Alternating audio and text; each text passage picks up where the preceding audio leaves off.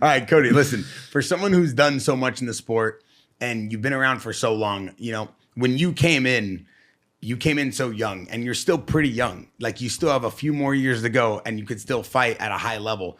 Do you still have the same hunger you did when you had the belt or when you first got in the game? Or now is it mainly about money? Is it mainly about your legacy? Like what else do you have to prove? For me, it's for myself, what I can do. I made it that far, you know, on faith and believing in myself. And I got that far. I was a world champion. It's the next thing. I was like, once I was champion, I was waiting for that next fight. But like living in the moment. As I was telling those kids, like you gotta live in the moment. You can't be focused on this fight. You're in the fight, like, oh, I'm gonna do this after party, and I'm gonna do it. Like I can't wait for this fight to be over. You gotta be engaged. I think that's where I'm at now. Like every day, I'm blessed to be able to still do this, still be healthy, still be, mixing it up with the top guys in the world. This window is short. It closes daily. Enjoy it, brother. Enjoy it, yeah. I'm telling you, because I tried to get back in there the other day, and my body was you just got to stay with it. Yeah. I'm ashamed of myself that I've gotten so busy, so I've gotten so far away from training and stuff. Yeah, it's tough. It's I tough. mean, from where we come from, fighting 25 minutes at the highest level, that's crazy conditioning to where like you take a week off and you're feeling like, man, after the fight, it's like I almost get anxiety because I'm like, man, I got to go back to training at this level. I'm taking a week off, so every day I'm always constantly training. I stay sharp with my strength conditioning. I use Garbrandt at the UFC Performance Institute. So year round, I'm always strength conditioning, building up the body, especially with camps. You become one to your sport. We're throwing a lot of, hard strikes. You got to internally rotate, do things that will help you heal, but you're also staying in shape. So I'm not sparring all the time. I'm not doing hard grappling rounds. That beats your body up. I'm staying sharp with the boxing, figuring that out, focusing on that right now in strength conditioning, do wrestling, and I'll do grappling.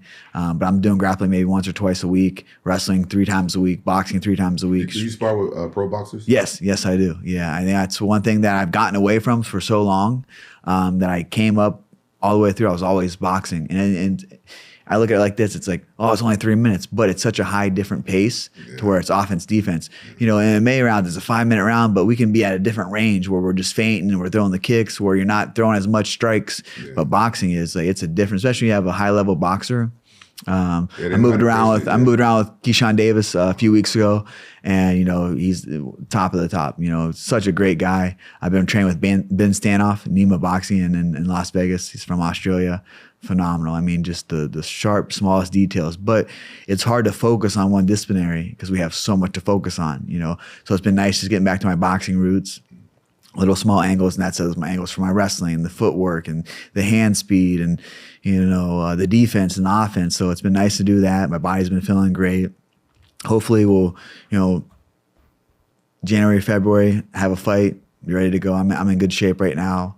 Weight's good. How many weeks do you like to prepare for a fight? Man, I used to be one of those dudes that was always in the gym. Like at Alpha Male, I was in, Uriah's camps, TJ's camps, Joe Benavidez, Chad Mendes. So I was constantly in there, but I was also 1-0 as a pro when I got out there. And I got the 5-0 and I got signed to the UFC. So I was one of those guys that I never had a gym. Like I said, we didn't have training partners until I got out there I really became a martial artist per se.